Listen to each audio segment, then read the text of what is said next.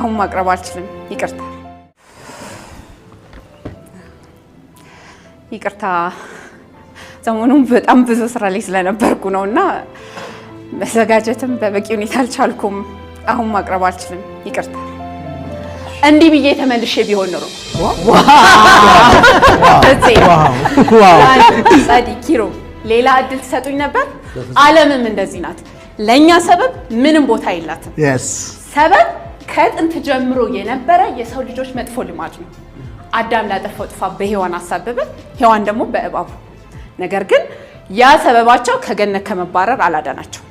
የእናቴ መቀነት አደናቅፎ ጣለኝ ሰው የለኝም ገንዘብ የለኝም ጊዜው አሁን አይደለም እያለን የደረደርናቸው ሰበቦች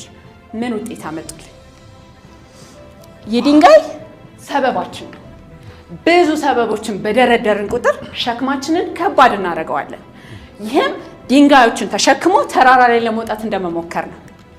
ያም ደግሞ ትልቁ ህልማችንን ለማሳካት የምናደርገው ጥረት ፈታኝ ያደርግብናል ይልቁንም እነዚህን ድንጋዮች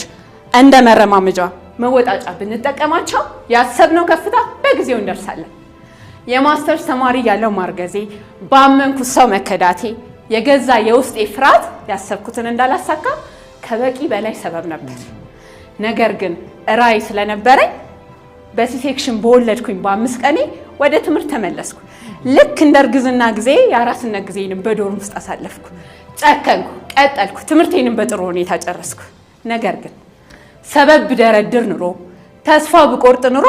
ትምህርቴን ማጨርስም ልጅ አማናዊትም ልታስመርቀኝ አትመጣም ነበር እናንተስ ሰበባችሁ ሸክም ሆኖባችኋል ወይንስ ያሰባችሁትን ለማሳካት እንደ መነቃቂያ እየተጠቀማችሁት ነው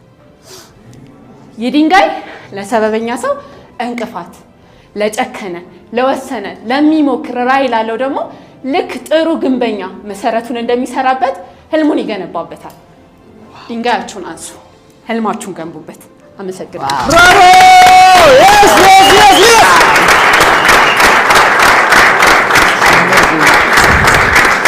yes